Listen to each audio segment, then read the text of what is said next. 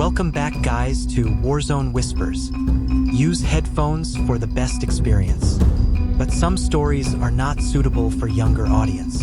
Watch this video on your own risk. In this episode, doors open on their own. Warm air exhales from the walls. Inside this forgotten Soviet ruin, something is alive and waiting. One by one, soldiers disappear. Then they come back, smiling wrong, whispering things they shouldn't know. Hallways shift, maps bleed, radios speak in their own voices from the future. The house feeds on memory and fear. The mission was never recon, it was sacrifice. The squad was sent to reignite the entity's feeding cycle. The survivor escapes the flames, but at night he still hears it breathing. It let me out, because I belong to it now. If you are new here on channel, hit that subscribe button and it's free. Okay, here we go. They handed us sealed envelopes in the dark. No briefing room, no typed orders, no brass faces behind clipboards. Just 6 of us, lined up on a frozen tarmac beneath a dead sky. Snow crunching under our boots like breaking bone. A sergeant I didn't recognize, no insignia, no name. Read a line from a sheet of paper, then burned it in a metal tray. Operation Vesna 13. Containment. Report. No civilian contact. That was it. Then he walked away. I've been in uniform too long to ask questions when I already know the answer is a lie. But this felt like something worse. Not secrecy. Not politics. Something rotten. Like we were walking into the aftermath of something no one wanted to explain. We loaded into 2 trucks with canvas tops. No markings. No maps. Not even loaded rifles. Just sidearms and flare guns. No one spoke for the first hour. Engines humming like low growls beneath our feet. I sat near the tailgate, next to Anton and Boris. Good men. Hardened. But Anton kept his eyes closed the whole ride, like he was praying. Boris just stared at his hands like they didn't belong to him anymore. Captain Durov rode up front, of course. Didn't say a word. Didn't look back. The road stopped after 5 hours. The trees got taller, the snow deeper, and the radios started hissing even when turned off. I swear I saw one spark on its own, even though the battery had been removed. When we stopped, it was like the world had ended. No birds, no wind. Fog hugged the treetops like something afraid to let go. One by one, we dismounted, boots sinking into untouched snow. And there it was, a structure. Not quite a bunker, not quite a house, looming behind the frost-covered trees like it had grown there. Concrete cracked down its spine. Old Soviet signage dangled half-buried in ice. The red star barely visible. No one had said a word about any building out here. I checked the issued topographic map twice. Nothing. Just trees and blank ink. Like someone had erased it, or never drew it in the first place. Durov walked ahead without hesitation. Not even a glance back. "Captain," I called. My voice sounded too loud. "No forward recon. You want us to just go in?" He turned just enough to meet my eyes. His expression was stone. "You have your orders, Sergeant." That was all I'd get. That was all any of us would get. The team consisted of 6. Captain Durov, cold as Siberia, never smiled. Rumors said he'd led recon in Afghanistan and didn't come back quite right. Myself, Sergeant Mikhail Antonov. Infantry, 7 years. I don't rattle easy, but my gut, it never liked this mission. Boris, big guy. Communications specialist. Always had a joke ready, except today. Anton, the youngest. Soft-spoken. Carried a charm from his mother.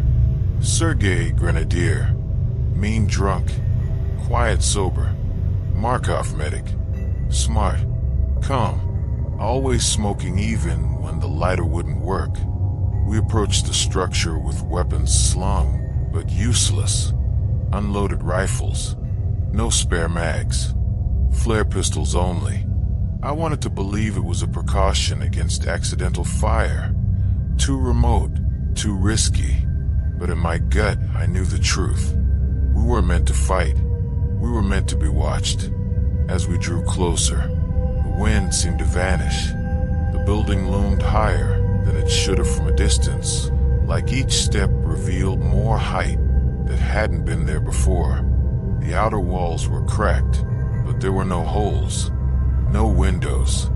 The main entrance, a steel-reinforced door, slightly ajar, like it had been waiting for us. Something about it was wrong. Too narrow, asymmetrical, like the house hadn't been built, just grown out of mistake and memory. Sergei stepped closer. This place smells like heat. He was right. Even in the dead of winter, a faint warmth pulsed from inside, like breath on your neck. Check comms, I ordered. Boris clipped on his headset, flipped switches, adjusted dials. Dead. No signal. Not even static. No wind. No signal. No birds. The forest was too quiet to be real. Why would we be sent here with no intel? Anton asked, voice shaking. Markov muttered, "Because we're not supposed to come back." Durov looked at him sharply. Enough, but I saw it in his eyes. He knew. The door creaked open without touch. Not blown, not forced, not aged. It welcomed us. I raised my flare gun. The red chemical light flickered as it passed over the threshold. The interior wasn't dust-covered or frozen. It was clean. Floors polished, walls intact. Not a cobweb in sight. "Move in," Durov ordered. I hesitated, just for a second. And in that second, I swore I heard something whisper from inside. Finally, inside it was warm. Not just not cold. Warm, like a boiler had been running for weeks in sealed silence. Steam didn't rise, but the walls sweated. My face felt damp the moment I stepped in. The door shut behind us on its own. No wind, no hydraulics, just a soft click and the subtle scrape of steel against rusted concrete, like the building had changed its mind and decided we should stay a while longer. Boris turned and grunted, trying to open it again. It didn't budge. "Locked?" I asked. He didn't answer, just shook his head slowly. His breath fogged in the air, but the air was warm. That didn't make sense. The structure was a Cold War Frankenstein. Part Soviet bunker with peeling concrete slabs, part officer housing with rotting wood trim, and deeper in, faint traces of something else entirely. Tiled floors too pristine for the decay around them. Corners that didn't quite form right angles. I kept blinking as we moved room to room, like my eyes were trying to adjust to something the mind couldn't process. We swept the first corridor. Rooms branched off like a hospital or research facility. Cots with torn bedding, desks overturned, but nothing natural about the layout. Each hall felt like it curved slightly, like we were spiraling inward without noticing. Markov broke the silence. No dust, no signs of rodents. "Too clean," Anton added. He was right. For a place supposedly abandoned, there was no decay in the air. No mold, no cobwebs. Just heat and a low, rhythmic sound underfoot. Not mechanical, not electrical. It took me a few minutes to place it. Breathing. Not loud, not obvious, but steady. Slow. Inhale. Pause. Exhale. Almost human. We moved in formation. I stayed rear while Durov led. Every 30 seconds or so, I thought I heard someone whisper my name. Mikhail. Just barely. too faint to trust. I turned several times, expecting Boris or Anton, but they were silent, focused. Even Markov kept his mouth shut, jaw clenched. I brushed past a door frame and felt something give, like the air thinned for just a second. The edge of the frame curved slightly when I looked again, no longer level. It had been square a moment before. I was sure of it, and then I heard it again. Mikhail. We entered a side room. Looked like it used to be an office. Soviet-issue desk, overturned file cabinet, wall stained with water damage that looked eerily like finger streaks. On the desk sat a cigarette, half-burned, freshly ashed. Anyone smoking? I asked. Markov shook his head. Quit 3 months ago. Durov didn't answer. I noticed his hands trembled slightly. I stepped over and inspected it. Still warm. We moved on. Anton kept glancing over his shoulder. Sergei started muttering to himself. Next room, just across the hall, was nearly identical. But on a chair in the corner sat the same cigarette. Same brand. Same burn length. But this time, it was crushed in the ashtray. I looked back into the hallway. The door behind us was now slightly ajar. I was certain we had left it closed. Captain, I said, keeping my voice level, we need to sweep the perimeter again. Establish clear ingress and egress routes. No need, he replied. This is a controlled space.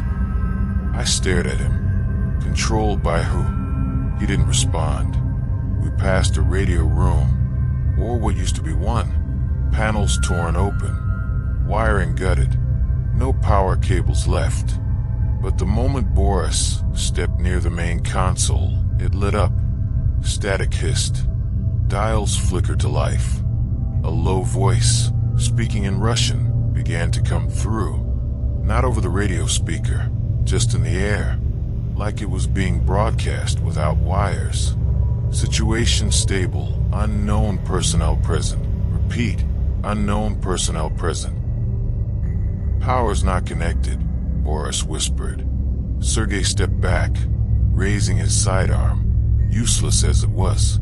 Markov approached slowly and traced his hand across the wall. Warm, he said, almost pulsing. Anton broke ranks and turned toward the hallway behind us. His eyes were wide. There's someone watching us. Where? I asked. He pointed. Down the corridor, standing still, just at the edge of the light. We all turned. No one there. The corridor was empty, but it felt occupied, like a held breath in a dark room, waiting to exhale. I stepped forward, flare gun raised, red glow flickering across the cracked tile floor. My boots echoed in a rhythm that didn't match my stride, like there were more feet than mine walking. I caught something in the periphery, a shape, thin and tall, sliding into the wall like it had never been solid. We regrouped in what looked like a break room. Only the tables had been bolted to the ceiling, not the floor, just hanging upside down, like the room had flipped and never flipped back. Everyone looked to Durov. Where the hell are we? Sergei asked. What is this place? Durov sat down slowly, as if the weight of the air had finally caught up to him. This facility was off books, decommissioned in '76 after a breach. What kind of breach? I asked. He looked up at me. Something got in. A pause. Or something got out. I don't think they ever decided. The breathing in the walls grew louder, steady, rhythmic. We stood still, each man locked in a growing fear he couldn't name. The light from my flare pulsed in my hand, then flickered violently. Mikhail, the whisper said again, louder this time, not in my ear, behind my eyes. Boris pulled a chair from the corner and it crumbled at his hands, but we'd just seen Sergei sit on it. Something moved behind us. Anton gasped. At the far end of the hallway, a silhouette, not walking, not standing, just watching, and then it vanished. By the third hour inside, the whispers had become constant, not loud, not screaming, just constant, like water dripping in a cave, like breath brushing against your ear, just at the edge of language. It didn't matter how far we moved, how many rooms we cleared. They followed. Boris was the first to start talking to them. He sat in the corner of a collapsed medical ward, chewing his fingernail until it bled, mumbling like he was in church. "She's in the walls," he said to no one. "The girl. She keeps asking for the door. There's no door. I told her, but she's still knocking." We all watched him. No one interrupted. Markov approached and put a hand on his shoulder. "Who's the girl, Boris?" She said her name was Vika. She lives here now, but she doesn't like the new people. She says we're too loud. Sergei scoffed, pacing near the broken window frame. "This is bullshit," he spat. "He's cracked. He always cracks first." But Anton wasn't so sure. His hands trembled as he reloaded the flare pistol again. Though it was already full, we resumed exploration, but something had changed. The corridor we entered through was gone. I don't mean covered. I mean gone. The wall was sealed. Smooth. Unbroken. "What the hell?" I whispered. We turned to backtrack. The hallway behind us had shifted, angled sharply where it had been straight just moments before. Rooms we had cleared were no longer accessible. Doors now led to unfamiliar places. A storage room became a kitchen. A stairwell ended in a blank wall. The map in my hand was now useless. "Something's moving the structure," I said, "like it's reconfiguring." "Don't be dramatic," Durov muttered, but even he looked pale. In one of the deeper halls, we found a sealed room, metal door with a small glass window, reinforced with rebar and half-torched welding seams. This one hadn't been breached. It had been contained. Boris stepped forward. His mumbling stopped. He stared into the window like he recognized something. I looked too. Inside, a rusted chair bolted to the floor. Leather straps. A cracked Soviet medical light hung from above. The walls were stained dark. At first, I thought it was water damage. Then I realized it was fingerprints, thousands of them, small and overlapping, like someone had tried to claw their way out for years. Markov stepped up and found an old clipboard by the door. The files had been redacted by hand.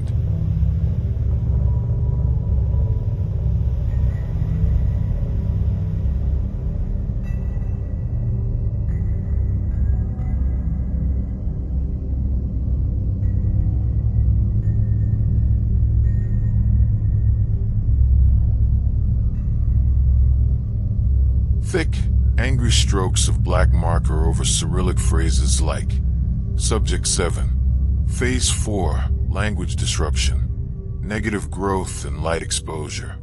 Containment depends on empathy response. Subject absorbs behavioral signals. Psych facility. Anton guessed. Markov shook his head. This isn't psychology. This is conditioning. They weren't helping her. They were feeding her. We moved on, quieter now. Durov urged haste, but didn't explain why. Just move. Stay alert. Watch the corners. The whispers followed, but now they had rhythm, like they were waiting for us to respond.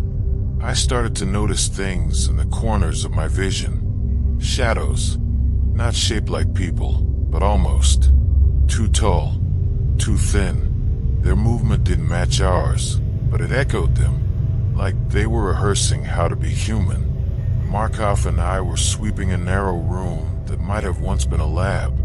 Broken glass, toppled microscopes, old chalkboards with smeared equations. He was talking. Something about a girl he met in Leningrad. I only half listened. The whispering was growing louder. "Mikhail, I swear," he said. "Once we get out of here, I'm taking a train back, getting married, moving far the hell away from the snow. No more bunkers, no more ghosts." He chuckled. I turned to respond, and he was gone. I blinked. Hard. He had been beside me, less than a meter, mid-sentence. Gone. Not a sound. No scuff. No shout. Just gone. I called for him. Once. Twice. Silence. Not even the whispers answered now. Just that breathing, deeper now.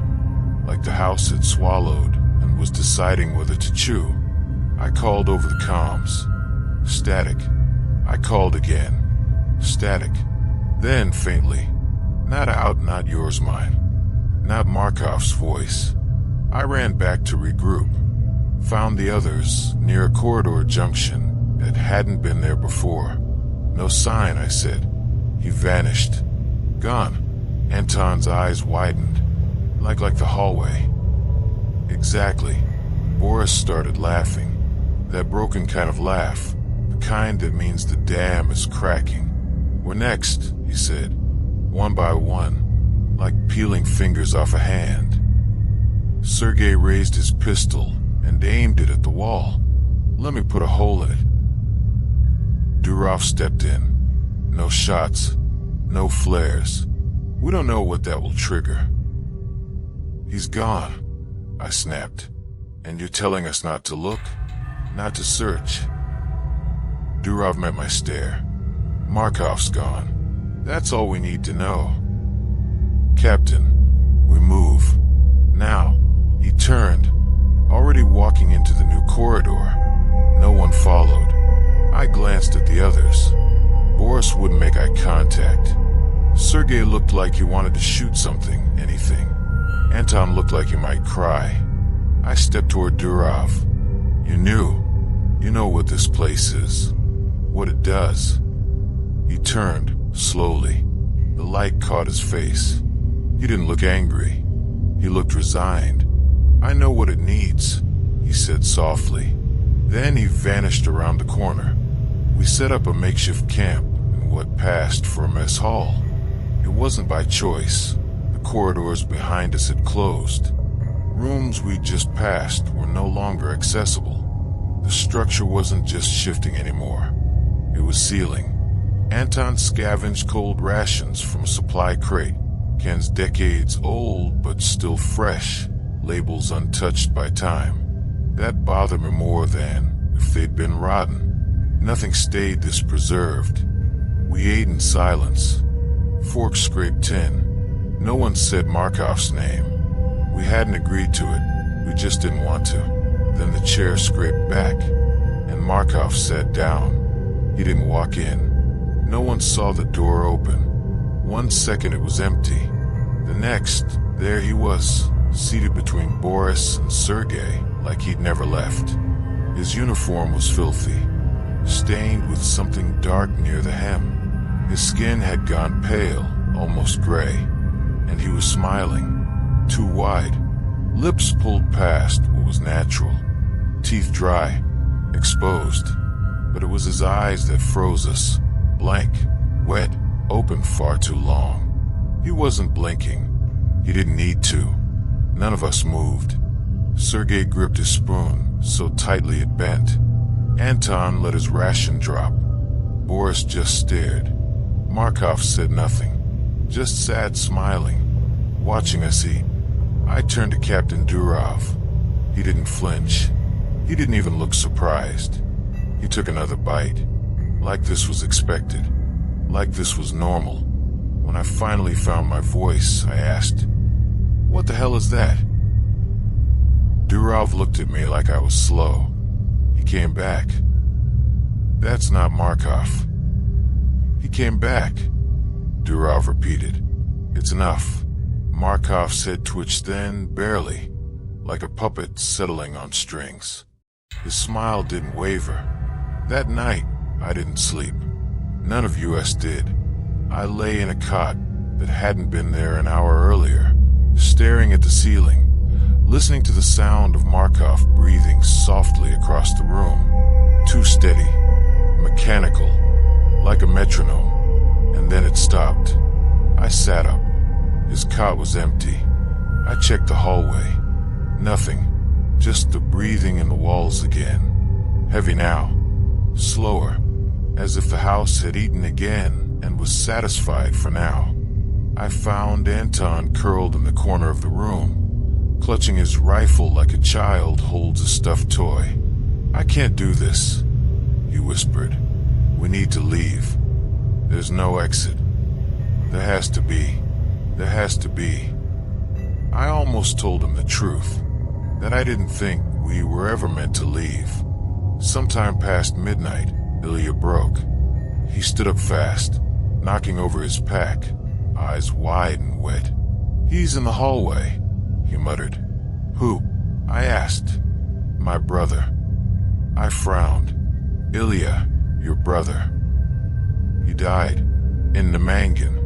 I saw the mortar take his head clean off. I buried him." He pointed toward the corridor. "But he's out there, standing in the hall. He wants to come in." Durov didn't even lift his head. "You open that door," he said, "and we all die." Ilya shook, eyes darting between the exit and us. He's smiling. He never used a smile. Then he screamed. Loud, sharp, raw. I pinned him to the floor, yelling his name, trying to get through. But his eyes never left that door. It didn't open, but we all heard it. 3 knocks. Slow, deliberate, and behind him breathing. At 3:13, my radio turned on by itself. I hadn't touched it. No one had. The battery was still out, but it clicked, buzzed, and began transmitting. Static. Then a voice. My voice. "Don't listen to them. He's lying. If you burn it now, you might survive. But not all of you. Markov isn't, he's not. They knew. You were the plug. You're the mouthpiece."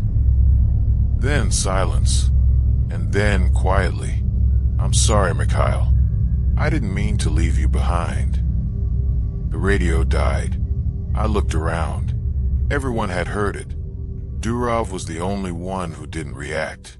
His face was turned to the wall. Boris approached the radio slowly, like it might bite. He whispered, "That was you." "I know, but not you. I know. What did it mean? Burn what?" I didn't answer, not because I didn't know, but because I was starting to understand too well. Later, I woke to find Markov staring down at me, still smiling, still not blinking. He didn't move, just stood above me, head tilted, smile stretching until his cheeks cracked. I didn't scream. I just rolled over and closed my eyes, and pretended I was somewhere else. We didn't sleep again after Markov. No one said it, but we all felt it. The way the hall seemed to listen. The air felt thinner, the heat more alive. Every breath I took tasted like rust and old copper. The whispering returned. Only now, it wasn't just noise. It had direction. It started in the mess hall, where Boris noticed a smear on the wall. We thought it was a bloodstain, but it was too deliberate. It had shape, lines, angles, curves. It was forming a map, and it was still wet. Sergei reached out and touched it, came back sticky. He stared at his fingers. It's fresh. The markings slowly bled down the corridor, like veins, pulsing faintly under the flickering lights. We followed. No one asked why. The path took us through a wing we hadn't seen before, one that hadn't existed. I was sure of it. The last hallway bench sharply left, where it should have ended in concrete. Rooms grew colder as we went, the warmth now moving beneath our feet instead, like the heat had retreated underground. Then we found the wall. Solid, concrete, seamless. But the blood stopped there, pooled, like the end of a sentence. Boris stepped forward. "There's something behind this." "How do you know?" I asked. He didn't answer, just raised his flare and pressed it to the surface. The concrete steamed, then hissed, and then, with a low groan, a crack split down the center. Behind it, the hidden chamber. Unlit, stagnant. We stepped inside. The light from our flares danced across walls painted deep, arterial red. Not paint stains. Darker in some places, almost black. The air was thick, humid, hard to swallow. The moment I crossed the threshold, my boots stuck slightly to the floor with a wet sound. The smell hit me next, like copper bile and something old rotting behind your lungs. Chains hung from the ceiling, restraints bolted into the floor. Old Soviet oxygen masks lined one wall, shattered lenses, cracked filters, and in the corner, a collapsed medical cot with restraints twisted like something had fought them for hours and lost. The breathing returned, not from the walls now, from beneath us. Soft at first, then stronger, then hungry, like something stirring under the floorboards, sensing new flesh above. Anton backed up fast, knocking over a metal tray. It clattered to the ground, but didn't echo. No sound bounced in this room. It was as if the room itself absorbed it, like it was feeding on noise. On us. "Captain," I said, turning. "What is this?" Durov stood frozen just inside the door. He hadn't moved an inch since entering. His hands were trembling, visibly. I stepped closer. "You know this place." Still nothing. "Durov." He finally looked at me, eyes sunken, pale, sweating now despite the chill. "This is where they kept it," he whispered. "Kept what?" He didn't answer, but Boris did. He'd found a small file cabinet, rusted and locked. He kicked it open. Inside, Soviet files, yellowed, some burned at the edges, most redacted with thick strokes of black ink. One page had a title still legible. Subject designation, Entity V. Project Origin, Kamchatka Black Site, relocated 1964. Containment recommendation, feed or freeze. Empathic parasite, language responsive, architecturally bound. Containment breaches, redacted. Survivors, 0. There was a hand-drawn diagram of the room we stood in now. Only it was cleaner, newer, and worse. The structure was labeled as reactive. I flipped to the next page and found one sentence scrawled in red pen. "If it stops breathing, it begins speaking." Anton pressed his hand to the floor. "It's warmer now." He was right. The breathing beneath us had grown heavier, like a beast roused from light sleep, now aware. I looked around. Everything in the room, every hook, every shackle, every mask, was pointed downward, like they were preparing to hold something under. Sergei backed away. "We shouldn't be here. We shouldn't have seen this." "No," I said. "We were sent here to be seen. This place isn't hiding. It's showing us." Durov turned suddenly and left the room. I followed. He stood just outside, hand pressed against the wall, chest heaving. "You knew what this was," I said. No reply. "Tell me." His voice was hoarse. This facility was shut down in '76. There was an incident. Define incident. He looked at me, dead in the eyes. 18 men walked in. None walked out. The structure was supposed to be sealed, buried, but it kept breathing. Breathing. It needs air, he said. Not oxygen. Presence. Minds. Voices. Attention. It feeds on people knowing it exists. He nodded. Why send us in? To restart the cycle. My blood went cold. You're saying we're here to feed it? No, he said. And then, more quietly, we're here to keep it asleep. The room behind us groaned. The metal cot shifted on its own. The straps clinked against the frame. A hiss rose from the floorboards. A whisper followed it. Hungry. I don't know what time it was anymore. My watch stopped 3 hours ago. Stuck at 4:17. The second hand twitching every time the house breathed. The longer we stayed, the harder it became to think straight. Like our minds were being grazed, scraped just enough to leave something missing behind. That's when I found the document. Burnt, crumpled, stuffed behind a collapsed locker in the medical wing. The edges were scorched like someone had tried to destroy it and changed their mind too late. Typed in faded ink across the top.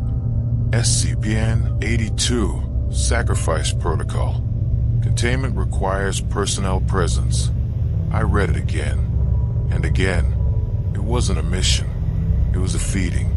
We weren't recon. We were the plug. Anton found me crouched over the page. What is that? He asked. I showed him the heading.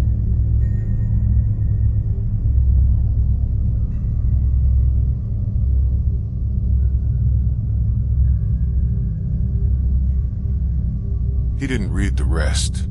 He just stared at it. I could tell, deep down, he already knew. He sat down beside me. This place isn't haunted, he whispered. It's starving. The walls around us pulsed again, softly, breathing, listening. I read one of the files in the red room, he continued. Didn't tell the others. It said the entity had gone dormant. Too long without sensory input. But when it wakes, when it's hungry, it turns violent. I looked up at him. We're here to feed it. He nodded. And keep it asleep. Back in the main hallway, Boris stood alone. He was facing the wall, his hands slack at his sides. I'd seen that posture before, in shell-shocked soldiers, after their unit had been vaporized and their brains hadn't caught up yet. Boris, I called softly. He didn't turn. I walked closer. The wall he faced was gently rippling, like a thin sheet of rubber reacting to heat. He pressed his palm against it. The concrete yielded. His hand sank in, then his forearm, then his shoulder. Boris stepped back. He looked over his shoulder, eyes wide, tearful, but smiling. She forgives me, he whispered. Then his face slid into the wall. The rippling swallowed him soundlessly, like warm milk taking sugar. Gone. Not a trace left. Anton screamed. Sergei backed away, rifle up, but it was useless. The wall was solid again. Just concrete. Dead. Cold. Jesus Christ, Anton muttered. Jesus Christ, did you see? Where's Durov? I asked. We found him in the armory, working alone under a swinging emergency light. He was barricading the outer door, the one we'd entered through, the one that had once closed on its own. He was welding it shut. What are you doing? I shouted. Securing the facility, he replied. I stepped forward, grabbing his shoulder. You're locking us in. He didn't argue. Boris is gone, I said. He walked into the wall like it was skin. And you're still talking about containment. Durov didn't stop working. Sparks showered the floor. If we leave before it's full, it follows. Then let it. Sergei growled behind me. Let it eat you. Durov stopped welding. Turned slowly. You think it's a ghost? A spirit? He laughed bitterly. You think it wants revenge or blood or penance. He stepped closer, eyes burning like they belonged to someone else. It doesn't care about your sins. It doesn't care about your names. It eats presence, awareness. The more we understand it, the deeper it roots. He raised a finger. You felt it, haven't you? The architecture, shifting. The air, warm one moment, freezing the next. It's alive because we're alive. Then why feed it? Anton demanded, because the alternative is worse. I looked at the door. It was sealing shut. No, I said. You're not burying us alive. We're not leaving, Durov replied. You don't get to make that choice. I raised my flare pistol. Everyone froze. Durov looked at it calmly. I knew one of you would break, he said. This isn't breaking, I hissed. This is survival. Anton looked between us. He's been here before. I turned to him. What? He knew where the red room was, Anton said. He didn't hesitate once. He didn't even check the map. I turned back to Durov. How many times have you come here? Durov was silent. Then, 3. The flare in my hand shook. You sent 3 teams here. He shook his head. I led 3 teams.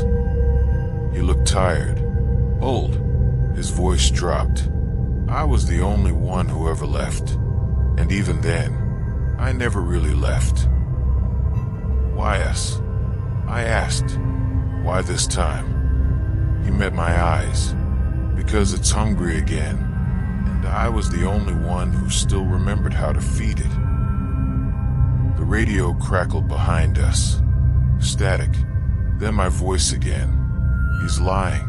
He's been lying since Namangan. Don't let him finish the seal. You have to stop him.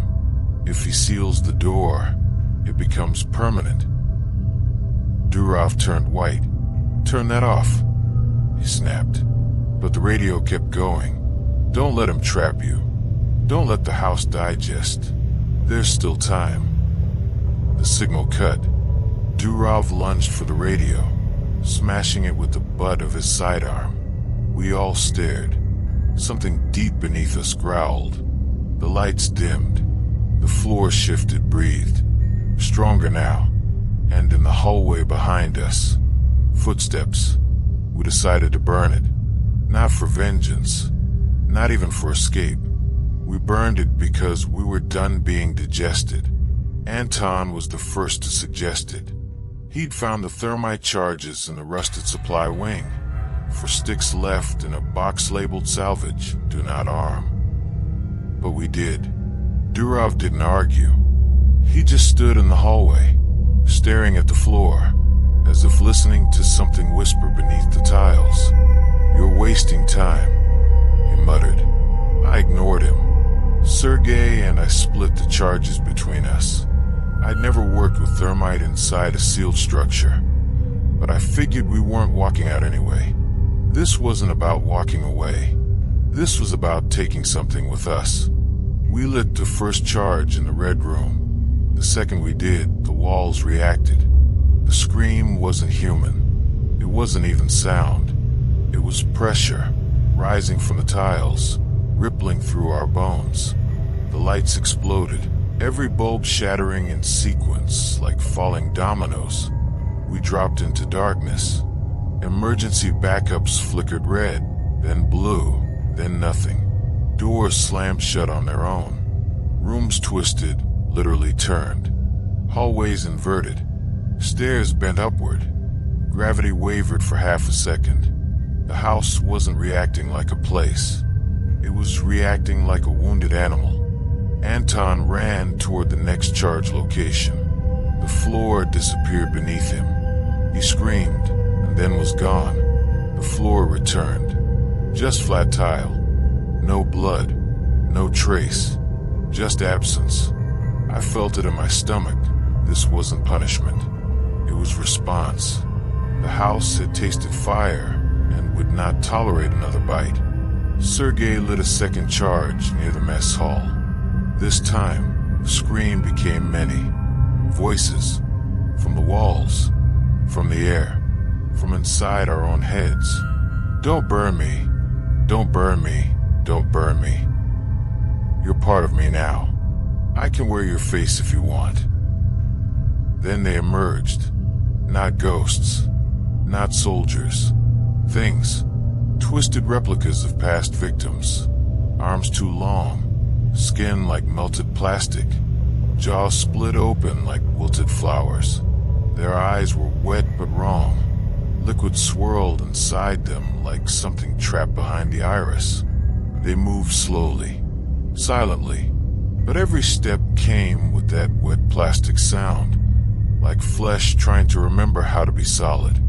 They didn't speak. They didn't run.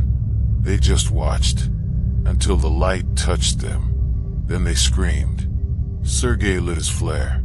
One of them caught fire instantly and laughed. Not in joy, in mockery. I turned and ran toward the red room again. But the hall was no longer there. I found myself in the sleeping quarters instead, but the bunks were nailed to the ceiling now, and the floor was sticky with bile. One of the things dropped from above. It had Boris's face, but its mouth was upside down. I fired the flare. It hit the wall behind it, erupting in red firelight, and the thing howled like dry meat snapping open. It crawled backward into the wall, vanished. When I reached the red room again, Sergei was there, breathing heavy, shirt soaked in sweat, holding a crowbar like a crucifix. They don't like fire, he said. I noticed. He looked at the third thermite charge, still strapped to the oxygen rack. Should we light it? I hesitated. If we do, we die. If we don't. He nodded toward the hall. A figure stood at the end, not walking, just swaying. Its head was backward, and it was mouthing my name. We didn't light the third charge. We ran. By the time we reached the entrance hall, only 3 of us were left. Sergei, me, and Durov, kneeling beside the sealed door, his hand on the scorched, weld line like he was praying. I told you, he whispered. It remembers. It hates light, fire, heat. It's cold on purpose. Cold as control. He looked up at me. He tried to wake it. That's worse than death. A low hum rose from beneath the floor, deeper than before. It wasn't breathing anymore. It was chanting, not words, just intent. Pure, wet, ancient intent. Sergei dropped to his knees. I'm not dying here, he whispered. I'm not. He raised the last flare, aimed it at the door weld. I'll blow it. But Durov raised his hand. You let it out. It wants to be fed, Sergei said. Let it go eat someone else. It's not a thing, I snapped. It's a system. It doesn't stop. It expands. And then we felt it. A pulse. Through the walls. Through our heads. The house had made a decision. All exits gone. All hallways looped. Only one way forward now. Down. There was only one plan left. Below the generator core. Not to shut the house down. It had no power source we could trace, but to cripple the containment system beneath the red room. The same system that fed it, protected it, worshipped it. You saw the shrine, Sergei muttered as we mapped out the path. All those masks were strange symbols. That place wasn't just for study. It was a goddamn temple. We didn't argue. We lit our final flares and crawled into the maintenance shaft beneath the red room. The metal grates groaned under our weight. The deeper we went, the more the walls changed. First came the blood, slick, old, dried in layers like tree rings. Then came the bodies. Not corpses, exactly. More like rejects. Figures twisted into the walls, rib cages split open and stretched like ductwork. Eyeless heads merged with rusted conduit. Hands grown directly into concrete.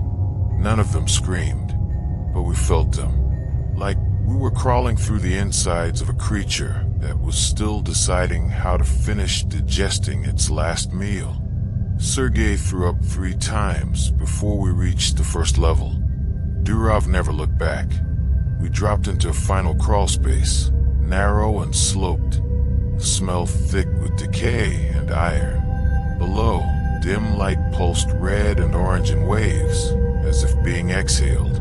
The room we entered wasn't a room. It was a womb. At the center of it, a biomechanical shrine, if you could call it that.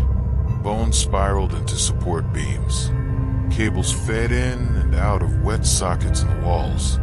Skin stretched across vents like membranes. Rusted Soviet terminals blinked softly with unreadable glyphs. The air tasted electric, hot, humming pregnant. And in the center, the core, a fusion of organ and metal, the size of a tank engine, throbbing with breath and memory. "We blow that," I whispered, "and the whole thing caves in." "That's the idea," Sergei said.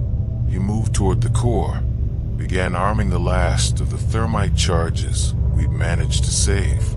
That's when Durov said it. It needed someone to stay. "I volunteered you." Silence. I turned slowly. "What?" He didn't raise his weapon. He didn't run. He just looked tired. "I volunteered you, Mikhail. I had to. I've already served twice. My mind, my presence, doesn't nourish it anymore." He took a step forward. It needed someone fresh. Someone loud. Someone thinking. "You've been feeding it since the second you walked in." I clenched my fists. "You used us." "No, I saved others by using you." He raised his voice. "You think command sent us out here without knowing? This place doesn't exist on a map because it's not supposed to. It's a failsafe. The Cold War left behind monsters. We feed one to starve the rest." Sergei turned, furious. "You son of a..." Something exploded from the ceiling. It wasn't fast. It didn't need to be. It descended. A fleshy, eyeless mass of limbs and voices. Not a single entity, but a fusion of many, all merged into one shrieking thing. It hit Sergei before he could react. He vanished in its folds, his scream cut off, bones cracking like kindling. The thing didn't eat him. It absorbed him. His body flattened, stretched across its surface like leather pulled taut, and his eyes blinked at me. Still alive, still screaming.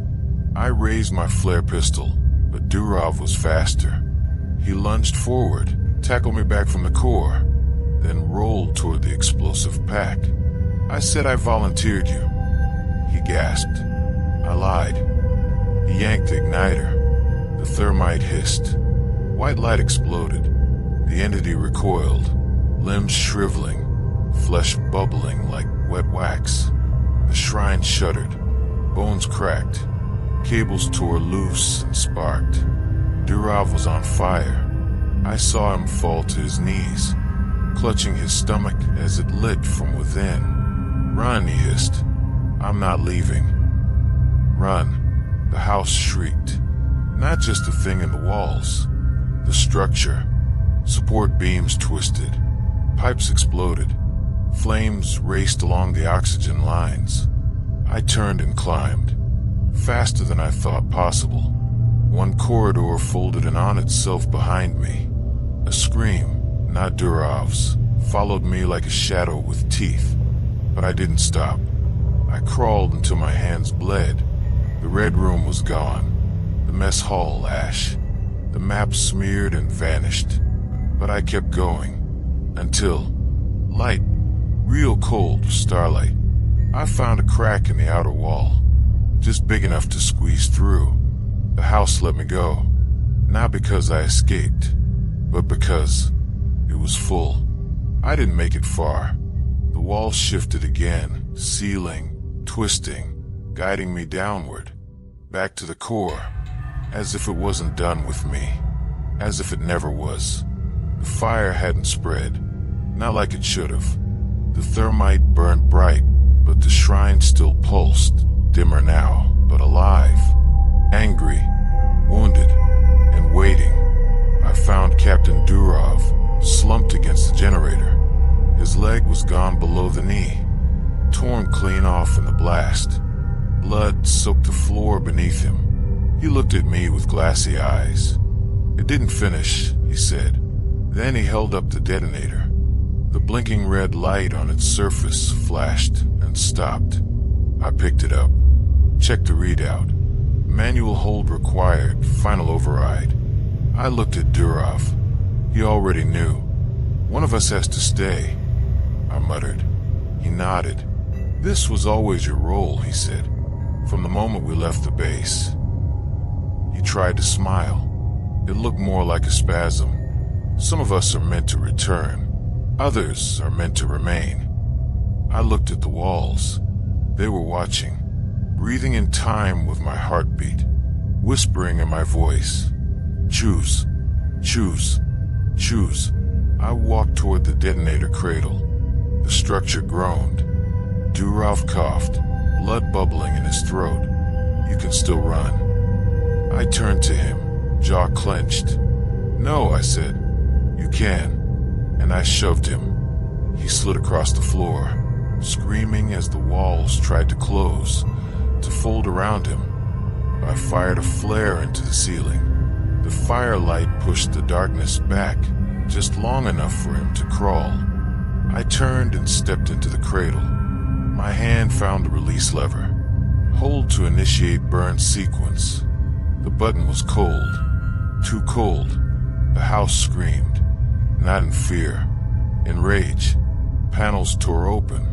Pipes writhed. Faces began to form on the walls, stretching outward, weeping, laughing, mouths moving in silent torment. All of them familiar. All of them mine. Anton, Sergei, Boris, Markov, Ilya. Their skin hung in layers. Their eyes followed me. Too many and too wet. And then I saw it. The face. Not a ghost. Not a god. The sum of it. A massive, shifting tapestry of flesh and bone. Every soul it ever took, pressed into a single wall-sized mask. Its expression a terrible, grinning plea.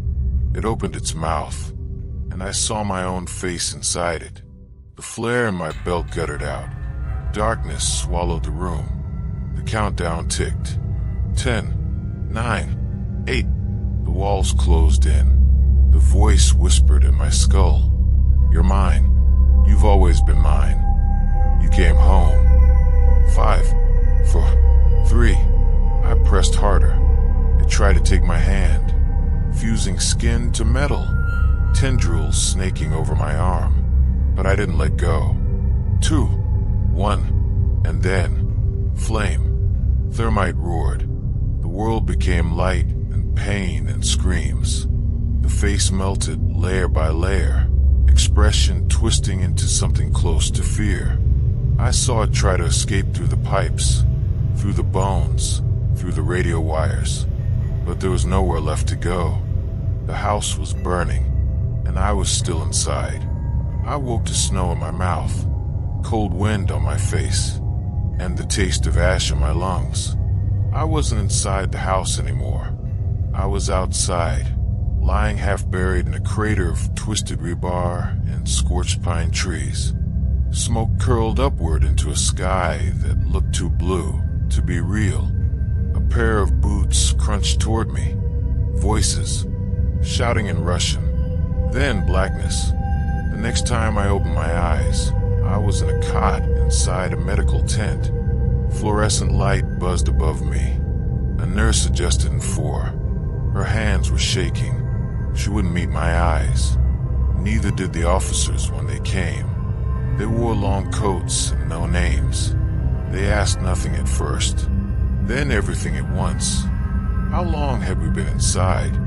What did we see? Were there any survivors? I told them what I remembered. Their faces didn't move. No horror, no disbelief, just bureaucratic silence.